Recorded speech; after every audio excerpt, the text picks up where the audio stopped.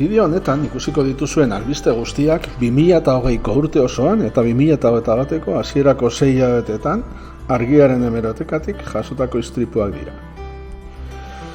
Ikusten ari zaretenez, istripua kontu serioa da. Zifrek hala adierazten dute behipein. Are gehiago, pentsa ezazue Europa mailan norainoko garrantzia ematen zaion, lege baten bitartez Europako estatu guztiek laneko arriskuen prebentzioa arautzera behartuta daudela. Baina lan istripuak zer dira? Lan istripuak bakarrik ez, laneko gaixotasunak ere aipatu dira, ez? Horiek dira zuzen ere lanean edo lanaren ondorioz gertatzen diren ustegabeko gertaerak. Askotan kalte pertsonalak edo ekonomikoak eragiten dituztenak.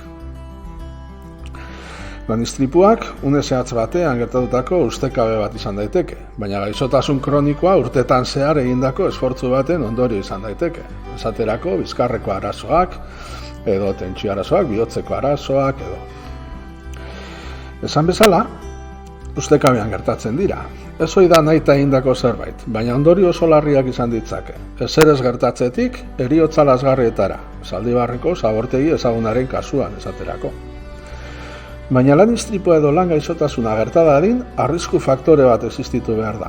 Horixe izango da erronkaren gaia. Arrisku faktore alegia.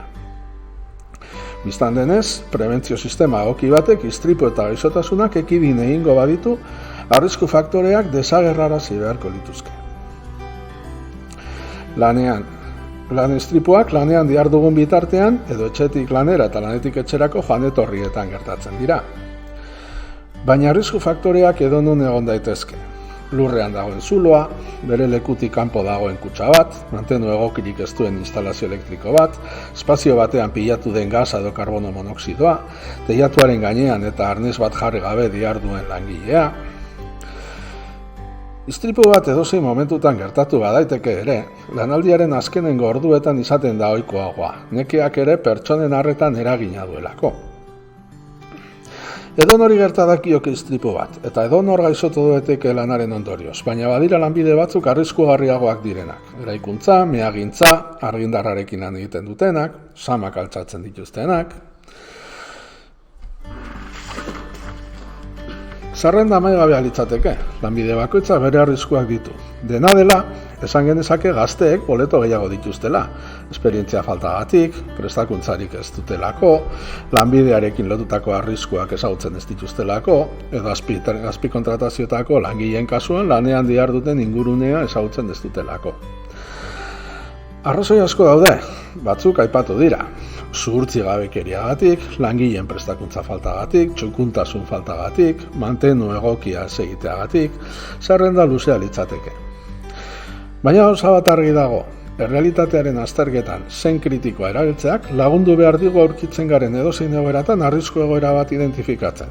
Hori konpondu beharko litzatekela esaten, lan hori egiteko tresna egokiak behar ditugula konturatzen.